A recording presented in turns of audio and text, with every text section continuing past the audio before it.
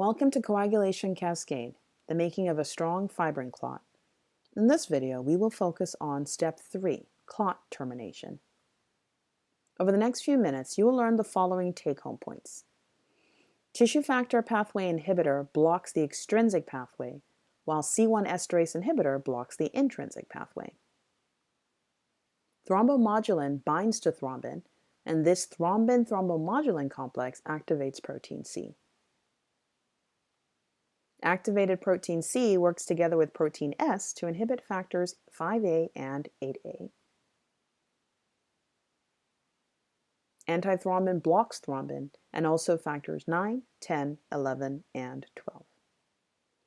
You may recall that the coagulation cascade proceeds through 3 important steps, starting with clot initiation, in which we activate the extrinsic pathway and generate thrombin in small amounts.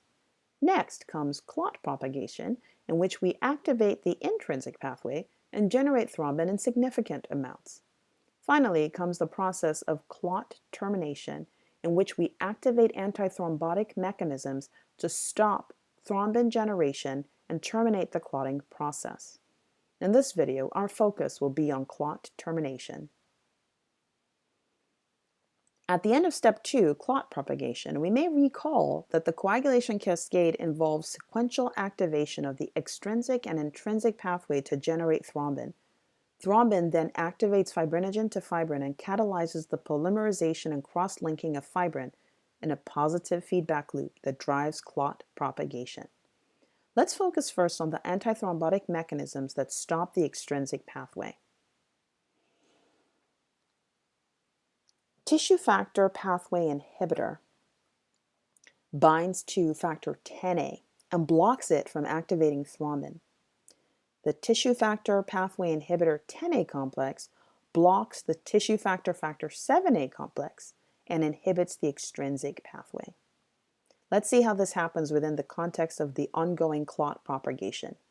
So you can see tissue factor pathway inhibitor binds to factor 10A. Thus, tissue factor pathway inhibitor inhibits factor 10 activation, stopping its activation of 7A and 8A.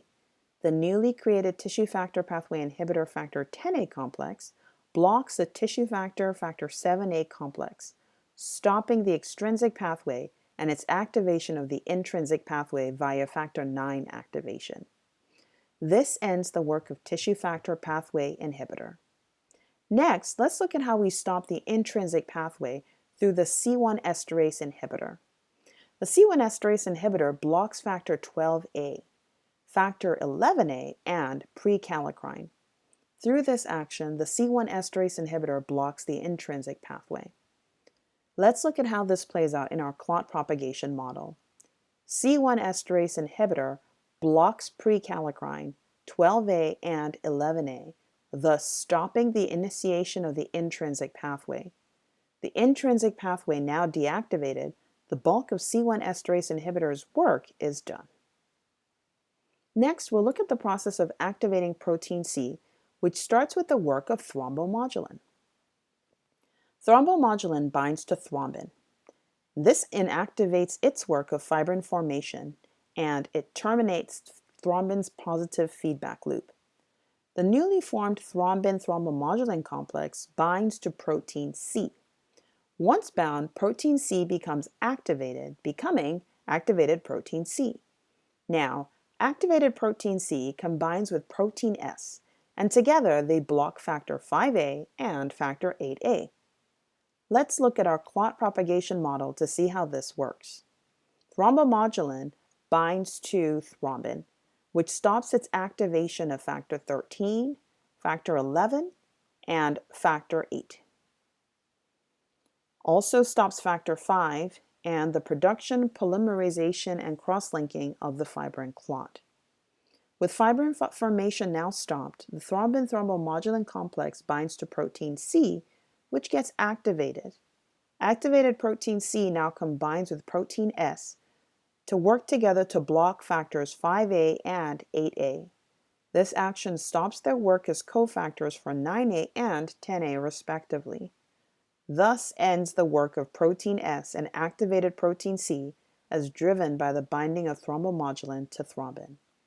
Lastly, we'll focus on antithrombin. Antithrombin binds to thrombin. Antithrombin also binds factors 9A, 10A, 11A, and 12A. Let's see how this works in our model.